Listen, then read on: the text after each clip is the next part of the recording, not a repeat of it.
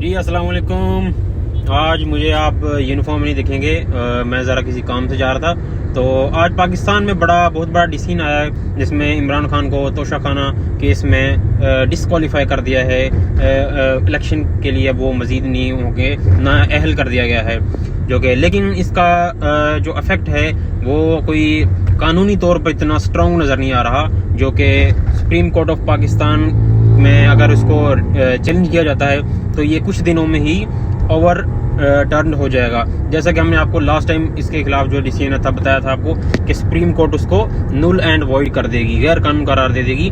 तो इसी तरह मैं आपको पहले ही बताने जा रहा हूँ कि यह डिसीजन सिर्फ कुछ दिनों के अंदर अंदर दोबारा से कैंसिल होने जा रहा है। तो खुशियाँ मेरे ख्याल में थोड़ा एहतियात से मनाई जाए, तो जिसमें ये है कि इस तरह के डिसीजन जो होते हैं ये वन साइड डिसीजन होते हैं, जिसमें अगर हम कानूनी उसे देखा जाए तो इसकी कोई हैसियत नहीं है।